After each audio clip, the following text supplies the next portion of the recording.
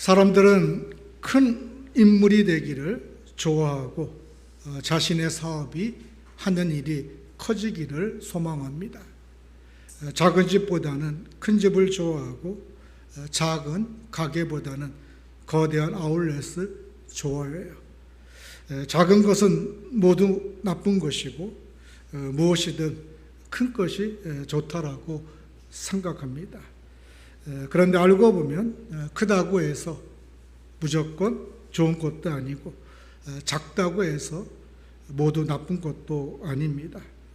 하지만 큰 집과 작은 집을 두고 선택하라고 하면 별로 생각해 보지도 않고 큰 집에 손을 뻗치는 것을 보게 됩니다.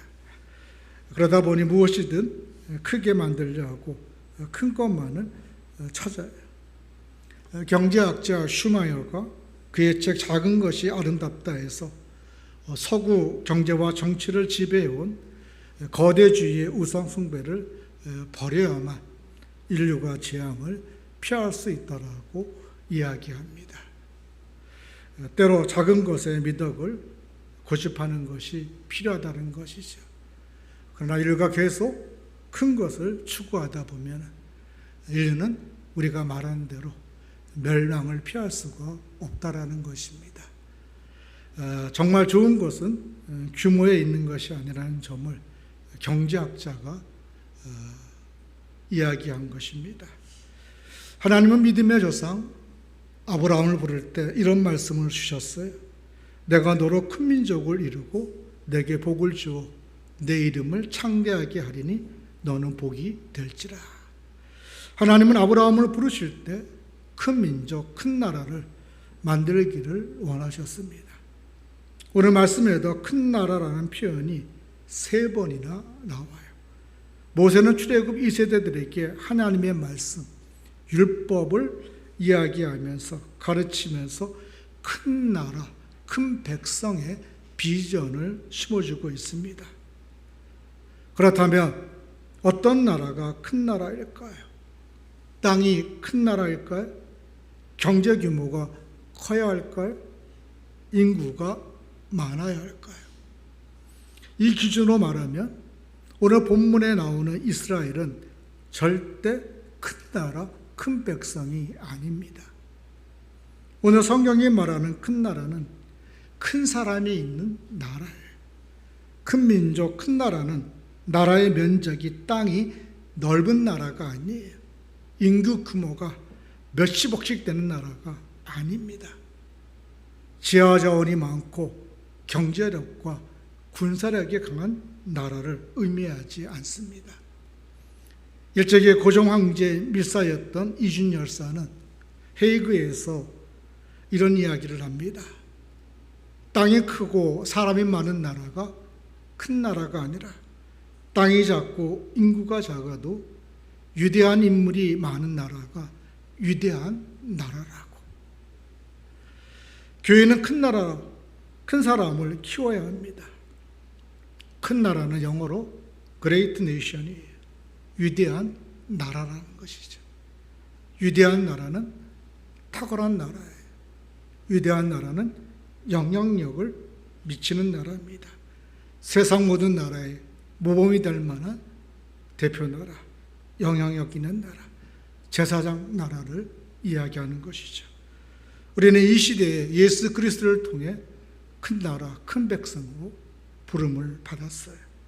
그렇다면 우리 또한 이 부르심에 응답하는 것이 마땅할 것입니다. 저는 민들레 지구촌 교회가 이 시대 하나님 앞에 부름받은 택자로서, 선택받은 백성으로서 큰 나라, 큰 백성의 비전을 가지고 하나님께서 허락하신 일상에서 선한 영향력을 미칠 수 있기를 주의 이름으로 축원합니다. 그러면 우리가 하나님 나라, 큰 백성으로 하나님께서 주신 비전을 이루려면 어떻게 해야 할까요? 첫째, 하나님의 규례와 법도를 지켜야 합니다. 본문 5절을 함께 읽겠습니다. 시작. 내가 나의 하나님 여호와께서 명령하신 대로 규례와 법도를 너희에게 가르쳤나니 이는 너희가 들어가서 기업으로 차지할 땅에서 그대로 행하게 하려 함인즉. 계속해서 6절을 함께 읽겠습니다. 너희는 지켜 행하라. 이것이 여러 민족 앞에서 너희의 지혜요 너희의 지식이라. 그들이 이 모든 규례를 듣고 이르기를 이 나라 사람은 과연 지혜와 지식이 있는 백성이로다 하리라. 하나님은 당신의 말씀을 지켜 행할 때 지혜와 지식을 넘치게 하십니다. 그 결과 우리 모두가 큰 나라, 큰 사람이 되는 것이죠. 하나님께서는 일찍이 이사야 선지자를 통해서 이사야 55장 9절에서 하늘이 땅보다 높은 같이 내 길은 너희의 길보다 높고 내 생각은 너희의 생각보다 높다라고 말씀하셨어요. 그런가 하면 사도 바울은 로마서 11장 33절에서 깃도다 하나님의 지혜와 지식의 풍성하며 그의 판단은 헤아리지 못할 것이며 그의 길은 찾지 못할 것이라고 이야기했습니다. 고린도전서 1장 25절에서 사도 바울은 하나님의 어리석음과 사람보다 지혜롭고 하나님의 약하심이 사람보다 강하다라고까지 고백했습니다. 인간적으로 생각하면 하나님의 말씀은 가감하지 않고 그대로 순종하는 삶이 어리석고 바보처럼 보여집니다. 그러나 하나님은 이런 사람에게 하늘의 지혜와 지식을 부어주시기 때문에 훨씬 탁월하고 위대하게 살 수가 있어요. 깊이가 있고 심오한 삶을 사는 것입니다. 예수님께서도 마태복음 7장 24절에서 누구든지 나의 이 말을 듣고 행하는 자는 그 집을 반석 위에 지은 지혜로운 사람 같다라고 이야기했습니다. 하나님의 말씀을 지켜 행하는 것이 복이요 하나님 나라 큰 사람으로 자라가는 비결의 척경인 것입니다. 그 길이 어렵고 힘들어 보일 수 있어요. 현실 감각도 없고 융통성 없어 보이기도 합니다. 그러나 그 길이 참된 지혜를 얻는 길이요 또 큰 나라, 큰 사람으로서의 삶을 살아가는 생명의 길인 것입니다. 그런 면에서 민들레 지구체험교회가 하나님께서 주신 말씀 앞에 순종의 삶을 살아갈 수 있기를 원합니다. 모세는 하나님의 말씀을 지켜 행하는 것이 얼마나 중요한가 한 가지 역사적 사건을 통해서 이야기합니다. 오늘 본문 3절 4절 함께 읽겠습니다. 시작. 여호와께서 바알불의 일로 말미암아 행하신 바를 너희가 눈으로 보았거니와 바알불을 따른 모든 사람을 너희 하나님인 여호와께서 너희 가운데서 멸망시켰으되 오직 너희의 하나님 여호와께부터 떠나지 않은 너희는 오늘까지 다 생존하였느니라. 민수기 25장에 나오는 사건입니다. 이스라엘 백성들이 모압 땅에 이르렀을 때 그들은 하나님의 말씀을 버리고 바알 신전에 뛰어들어서 바알을 섬기고 모압 처녀들과 음행을 저지릅니다. 40년 광야에서 하나님으로부터 혹독한 훈련을 받았지만 그들은 한순간에 무너지고 말았어요. 그 결과 어떻게 되었습니까? 그들이 정말 행복하고 풍요롭게 되었습니까? 아니에요. 하나님께서 연명을 내리셔 24,000명이 죽게 됩니다. 세상적인 지혜, 사탄의 꿈수를 따라가게 되면 잠깐은 쾌락이요 즐거움이 있을지 모르지만 그 결국은 죽음입니다. 그런데도 우리가 그 길을 따라간다는 것이죠. 그러나 그 가운데에서도 바울의 신절에서 음행에 가담하지 않고 하나님 여호와께 착 달라붙어 떠나지 않은 자들이 있었다는 것입니다. 비느하스를 비롯한 소수의 사람들이에요. 본문 4절입니다. 오직 너희 하나님 여호와께 붙어 떠나지 않은 너희는 오늘까지 다 생존하였느니라. 비느하스를 비롯한 몇몇 영적 지도자들도 왜 유혹이 되지 않았겠어요? 그러나 그들은 잠깐의 쾌락보다 하나님의 말씀을 지켜 행하고자 몸부림쳤어요. 그들은 마치 포도나무 가지가 포도나무에 착 달라붙어서 절대 떨어지지 않는 것처럼 생명을 걸고 하나님의 말씀을 지켜 행하는데 찰싹 달라붙었던 것이죠. 영적 지조를 지켰습니다. 그때 잠시는 힘이 들었지만 하나님의 진노의 때 생존할 수가 있었어요. 하나님은 비느하스를 큰 사람이 되게 만드셨습니다. 비느하스 한 사람이 일어나서 음행하는 자를 죽이고 분위기를 반전시켰을 때 연병이 그치고 잠잠해졌어요. 민수기 한번 찾아보겠습니다. 민수기 25장 11절 12절입니다. 구약성경 239쪽입니다. 민수기 25장 11절 12절 보면 그 사실을 이렇게 기록하고 있습니다. 끝까지 하나님의 말씀을 지켜 행한 비느하스에게 하나님께서 이런 축복을 내리셔요. 11절 12절 교독하시겠습니다. 여러분이 먼저 11절을 읽겠습니다. 시작.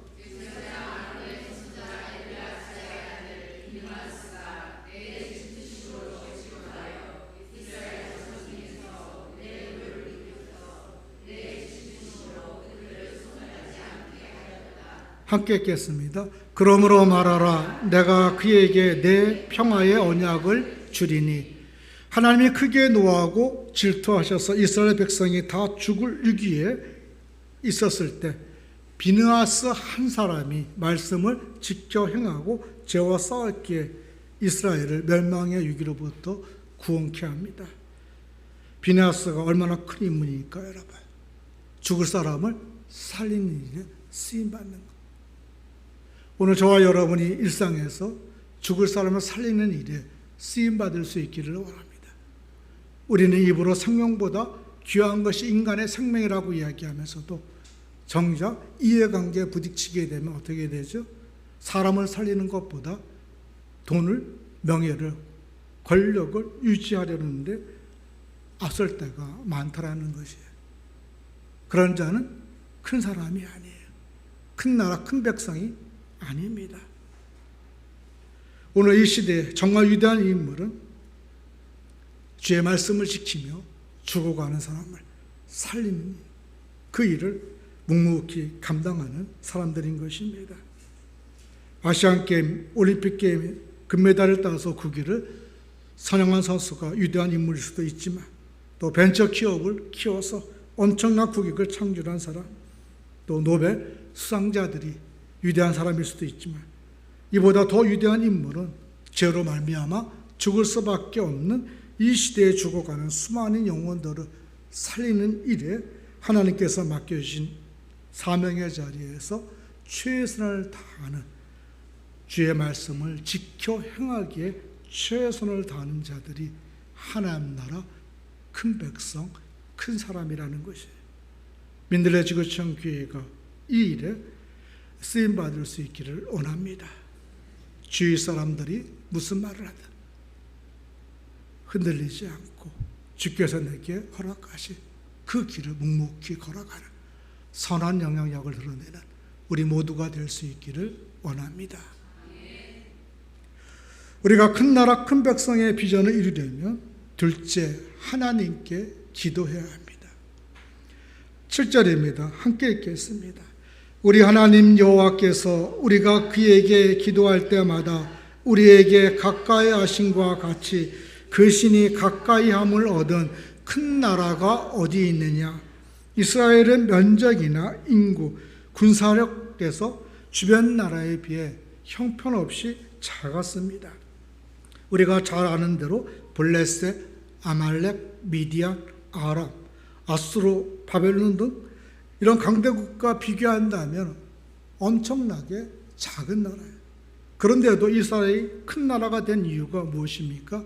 기도할 때마다 살아계신 하나님이 그들과 함께 하심을 보여주셨기 때문이에요. 오늘 여러분이 기도할 때마다 하나님이 여러분과 함께 하심을 여러분의 가족들이, 이웃들이, 친구들이 볼 수 있기를 원합니다. 골방에서 우리가 기도하지만 우리가 기도한 그 하나님이 우리와 함께 하심을 내 배우자가, 내 자녀들이, 또 내 형제 친구들이 볼 수 있어야 돼요. 그래야지만 우리가 어떻게 큰 나라, 큰 백성이 되는 것입니다. 이스라엘이 큰 나라가 된 것은 그들의 기도를 들어주시는 하나님이 크신 하나님이시기 때문입니다.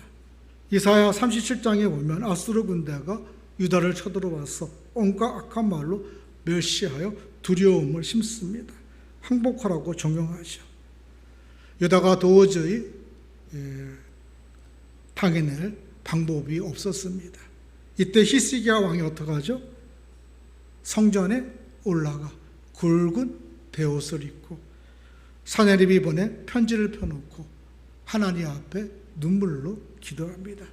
만군의 여호와이시여, 천하 만국의 유일하신 하나님이시니 천지를 만드신 하나님께서 이 시간 나의 기도를 들어달라고.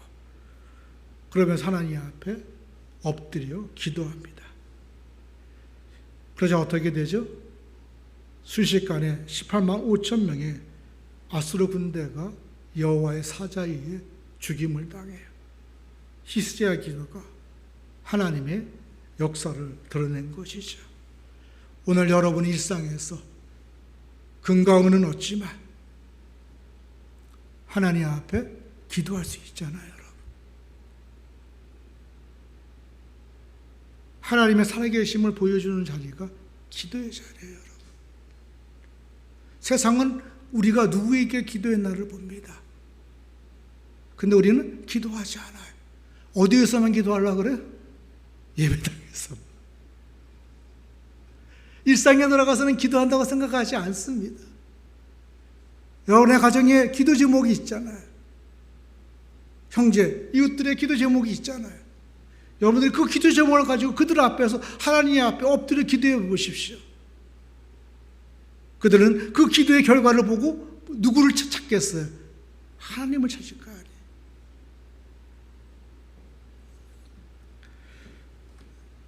그런 면에서 오늘 우리가 기도함을 통해서 하나님이 우리와 함께 하심을 드러내야 될 것입니다. 직장의 문제, 사업의 문제, 수많은 문제들이 있어요. 그럴 때 하나님을 믿는 여러분들이 하나님 앞에 엎드려 기도하는 것이죠. 그 결과는 하나님께서 알아서 하실 거예요. 그 결과는. 그러나 우리의 기도가 누가 살아계심을 증거하는 거예요? 하나님이 살아계심을 증거하는 것이고 하나님께서 은혜를 베푸시는 분임을 증거하는 것입니다. 그 일에 우리가 하나님 앞에 쓰임받기 위해 부른 거죠. 성경에 나오는 큰 나라, 큰 백성 다 뭐 하는 사람이었습니까? 기도하는 사람들이었어요. 성경에 나오는 기도하는 이들이 모두 제국을 완성했다. 이거 아니에요. 그죠? 다윗도 제국을 만들지 못했어요. 우리가 성경에 함몰되어 있어서 그렇지 이스라엘이라는 나라는 역사적으로 아주 작은 나라입니다, 여러분. 그죠?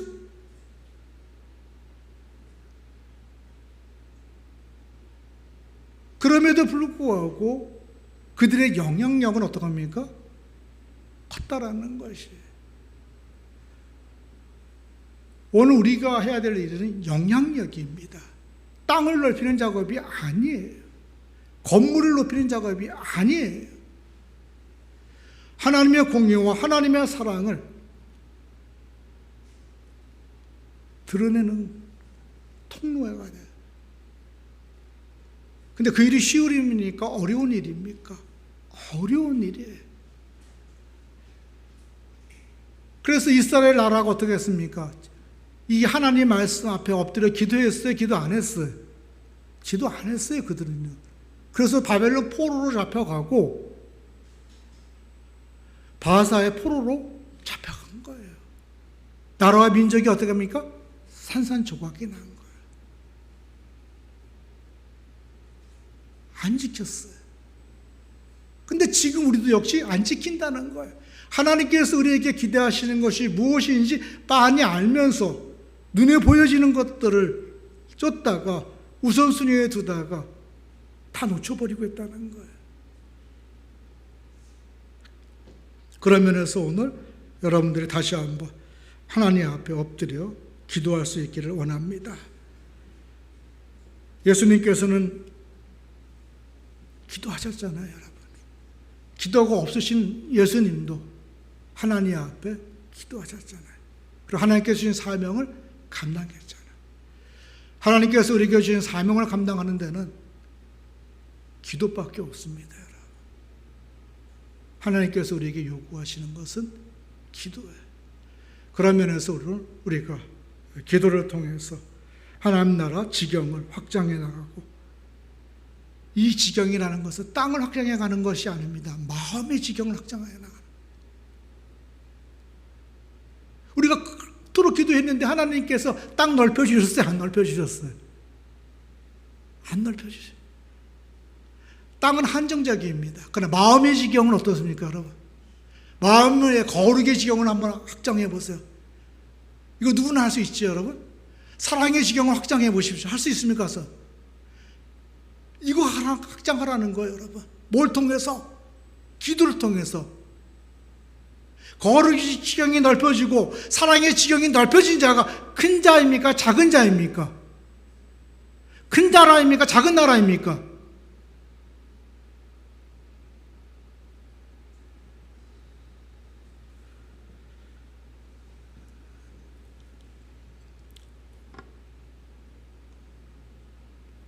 우리가 큰 나라 큰 백성의 비전을 이루려면 셋째, 자녀와 자손에게 알게 해야 합니다. 법은 9절입니다. 함께 읽겠습니다. 시작.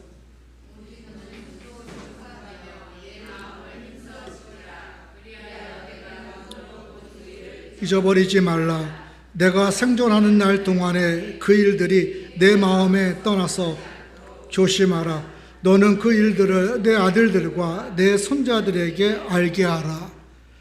오늘 중요한 메시지가 9절에 다 나오고 있어요. 첫 번째로는 우리가 스스로 상가라는 것이고, 두 번째는 힘써 지키라는 것, 세 번째는 눈으로 본 것을 우리가 잊지 않은 것이, 네 번째는 마음에서 떠나지 않게 하고 늘 그것을 마음속으로 생각하고 조심하는 것입니다. 그리고 다섯 번째가 뭐예요? 아들과 손자에게 하나님의 규례와 규칙을 잘 가르쳐 그들이 하나님의 복을 누리게 하는 것입니다. 우리가 큰 나라 큰 백성의 비전을 이루기 위해서는 먼저 부모 세대가 배우고 다음에 자녀 세대에게 가르쳐야 됩니다. 부모가 자녀에게 가르치는 거예요. 이게 신앙교육입니다. 신앙교육은 부모가 자녀에게 가르치는 거예요. 교회가 자녀에게 가르치는 구조가 아닙니다. 물론 부모가 자녀에게 가르칠 수 없을 때는 어떻게 됩니까? 교회가 나서야 되겠죠. 그러나 1차적으로는 신앙은 부모로부터 어떻게 됩니까? 전수되잖아요. 그러다 보니까 부모가 어떻게 자녀들에게 가르쳐야 되는 것입니다.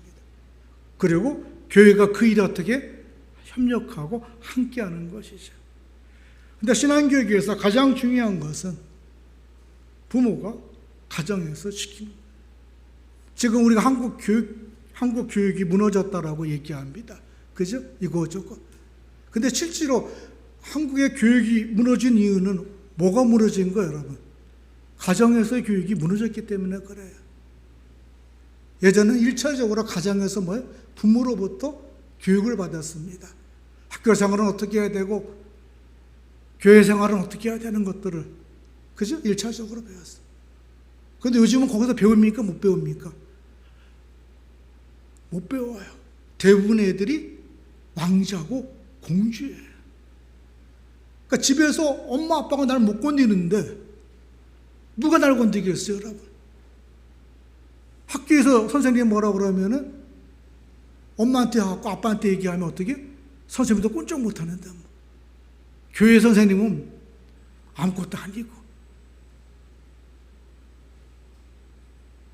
목사의 권위도 땅에 떨어지도록 떨어졌어.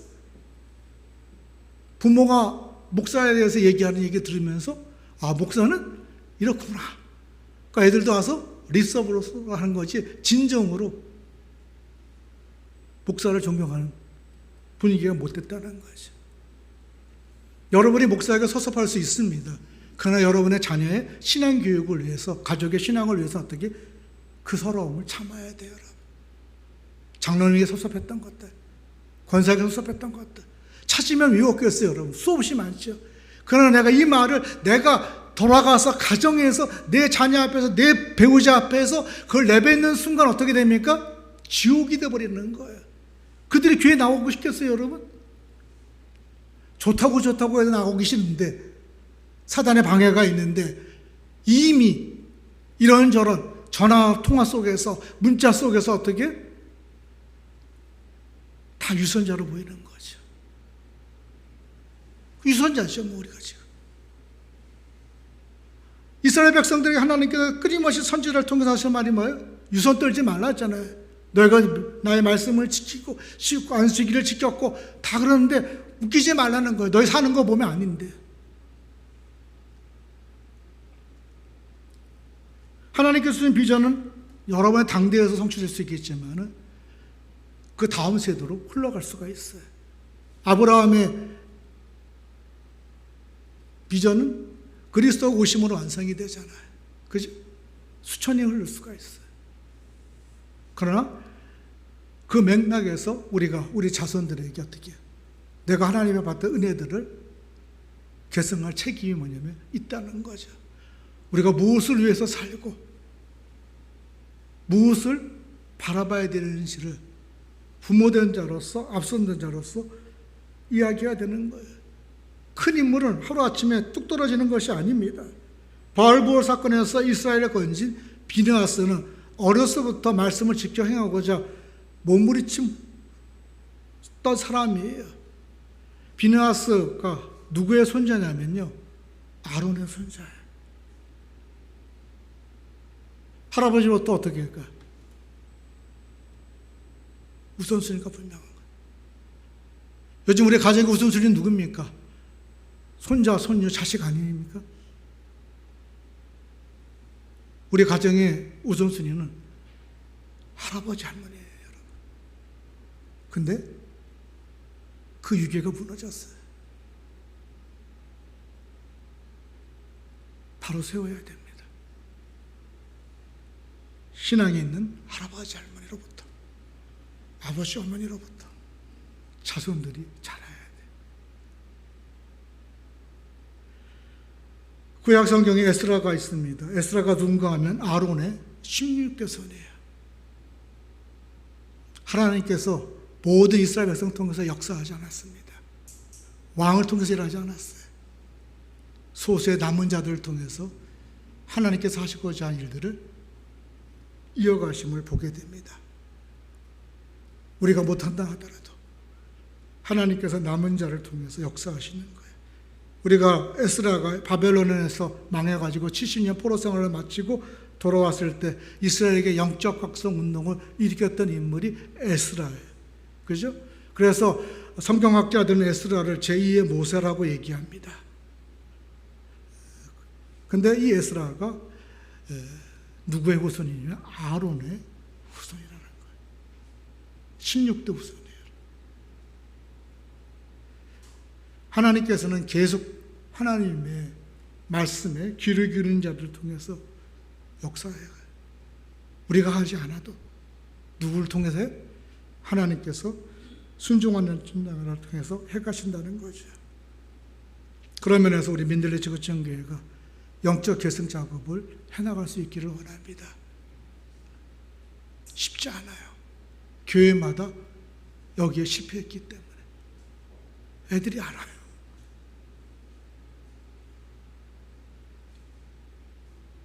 그러려면 여러분들이 자녀하고 싸워야 돼요. 쉽지가 않아요. 그렇다고 맨날 지원받을 수 없잖아요. 그러니까 목사는 뭐예요? 기도할 수밖에 없어요. 옛날처럼 스파르타식으로 했다면 정서적 학대로 고발당해요. 그치? 여러 부모의 말을 듣는 아이가 다른 사람의 말을 듣습니다. 여러분의 말 안 듣는 다른 사람 말 안 들어요. 그런 면에서 오늘 영적 결성에 대한 작업을 해야 돼요. 우리에게는 그동안 해오지 못했습니다. 이 핑계 저 핑계 대면서. 저희 책임이 크죠. 그러나 지금부터 할 겁니다. 지금부터 할 거예요. 여러분이 해야 될 일이에요. 우리가 해야 할 일이고. 그래야지만 큰 나라, 큰 백성이 되는 거예요.